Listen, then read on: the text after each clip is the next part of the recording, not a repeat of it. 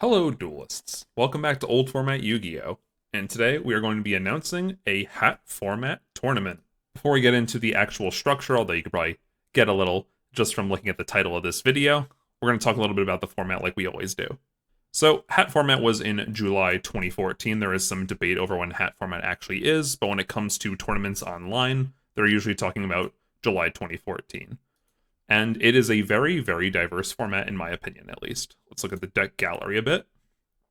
At the top, we have Yugioh, Hat, obviously, Infernities, Artifact Trap Tricks. This is interesting because this revolves around a couple things.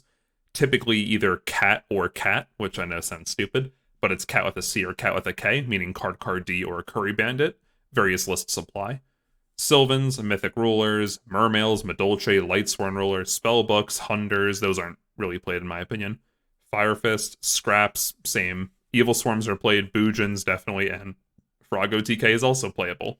And I won't show it on screen, but basically just looking at what the Hat Discord considers the competitive decks, we have Boojin, Constellar, Evil Swarm, Geargia, Hat, Infernity, Lightsworn, Madolche, Mermail, Mythic Rulers, Prophecy, and Sylvans. That is 12 total decks, which is a lot more than a lot of formats can boast about, so I'm pretty happy with that, and it's pretty fun. Although we do start to get into a more modern side of Yu-Gi-Oh! Where things are comboing off a lot more. It's a lot less waiting, and it's a lot more doing, which I don't like as much. However, it is fun in its own right to kind of just drop your hand on the table sometimes and see what you can do.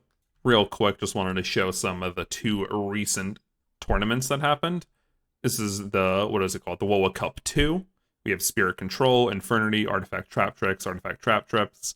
These are both cat. I believe they're slightly different lists, but both of them winning is pretty telling. Infernity is always a terror, just comboing off super hard and going for a triple break in a barrier set. And Spirits are relatively different, and they're a pretty cool list. I've yet to try them, actually, but they look sick. Also, this player, Ultra Plant, you'll see, he's won a lot. He goes on a tear in pretty much any hat tournament that he plays in, so if you ever play against him, be afraid.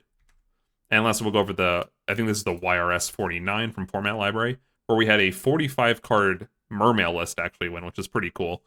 Geargia, 60-card Madolche hand trap tricks, and once again, Spirit Control.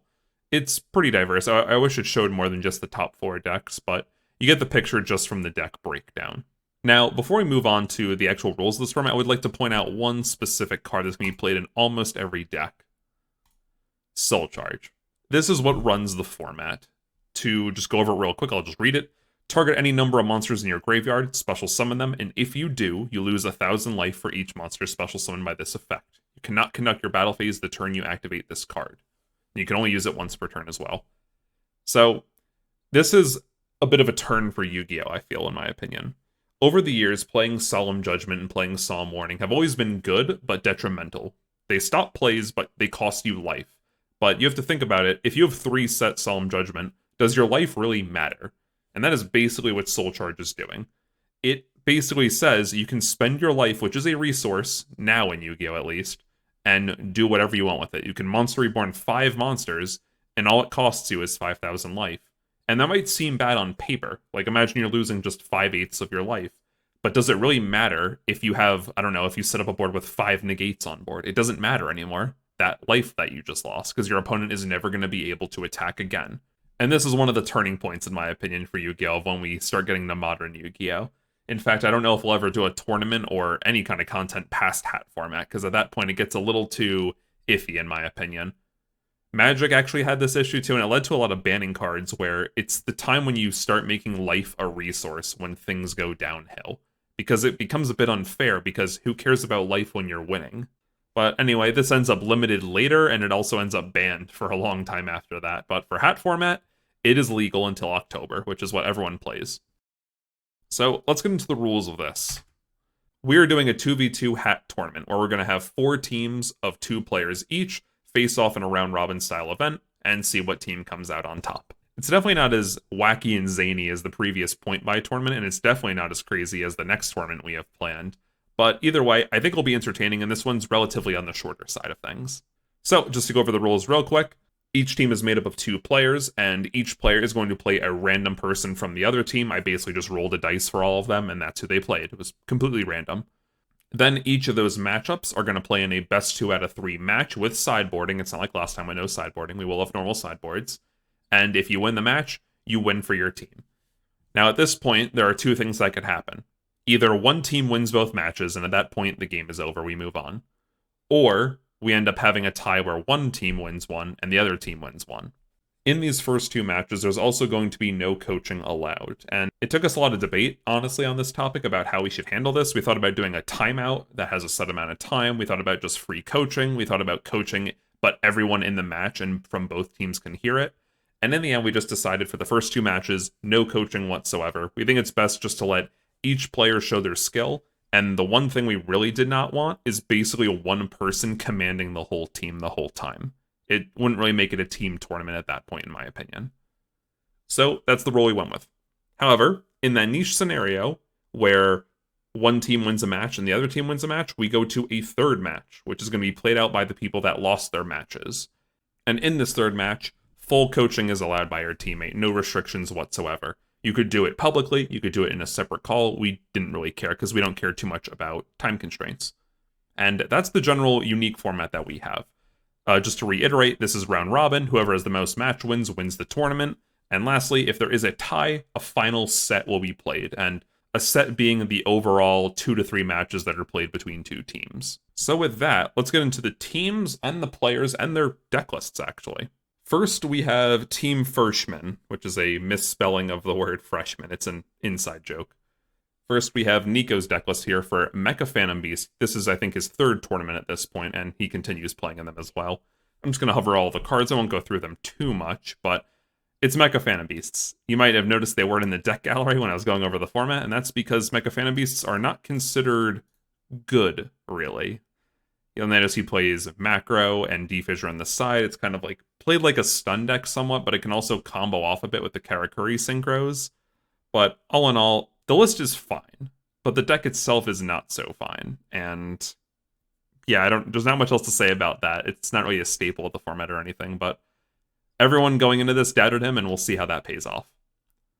So for his teammate, Josh is on FAT, or Fire Fist Artifact Trap Tricks, which you can probably tell just by looking at this. This deck's interesting in that it's kind of a bit fallen to the wayside compared to the other Artifact Trap Trick decks.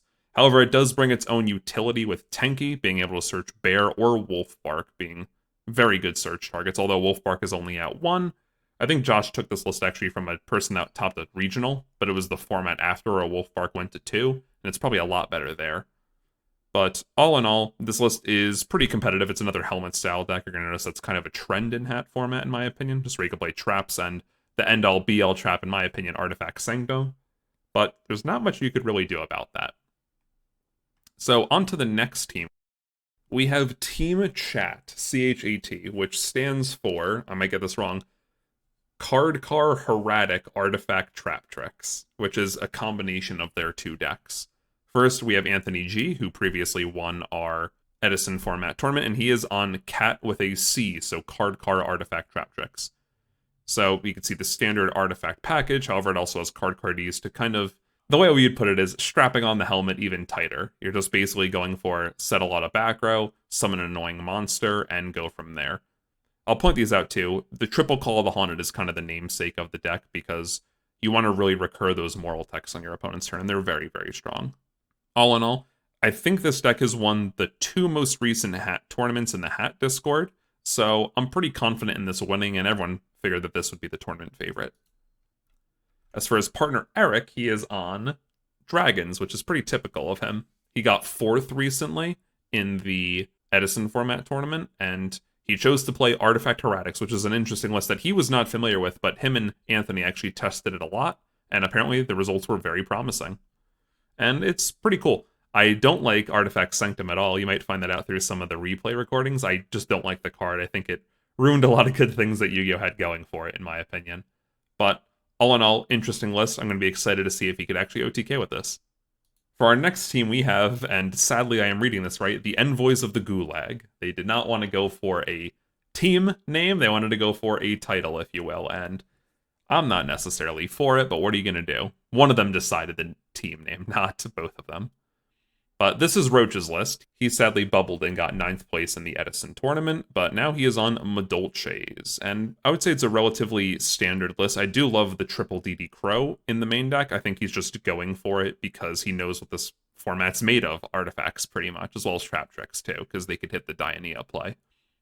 Other cool things, you have the Lance, you have the Trap Stun. He's really trying to combo off because honestly, what Madolche is, if you make Tiramisu and can get its effect off, you're probably winning the game.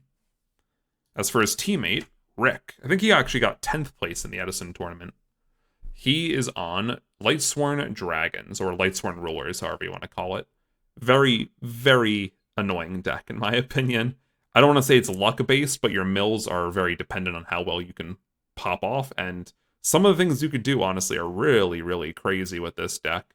I mean, you're going to see some of his mills, and Rick is, I've said it in the last round, but Rick is very lucky, and it's going to be pretty crazy when you have different boss monsters like basically searchable Judgment Dragons with Eclipse Wyverns, BLS.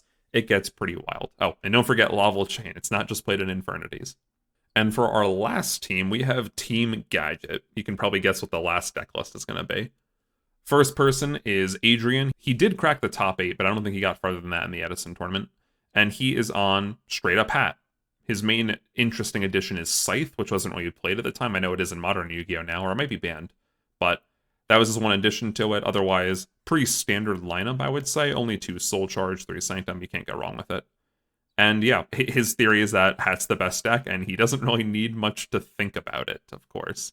Oh, also, he does talk about how him and his brother kind of pioneered Heartland Draco in real Yu-Gi-Oh! This is a long time ago now, and I'm not quite sure if that's true, but Heartland Draco is a very good card. Attacking directly for 2,000, you can't quite go wrong with that. And Adrian's team member is Chris P., who is a new player in our tournament series, however, very good player.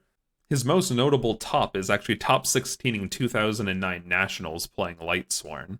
So, definitely a capable player, and when given the various options of decks to play, he decided to play 48 card gadgets.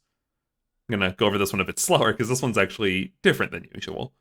Now, you might be saying, why play 48 cards? And his reasoning was because 48 is the right number, and he never explained after that.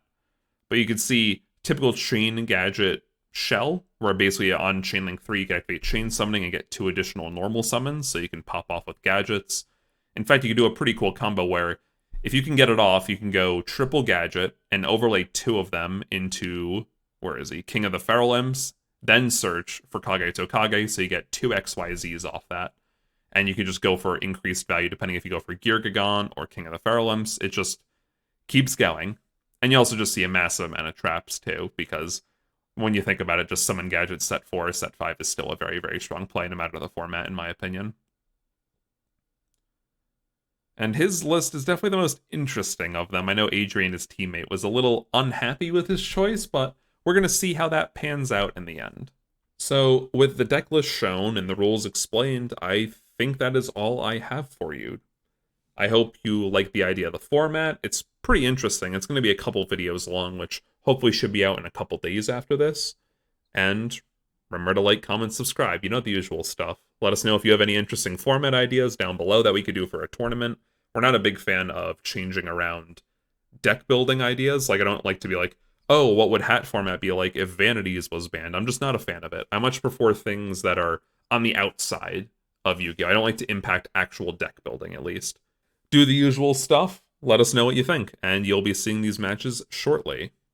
Have a good one, duelists.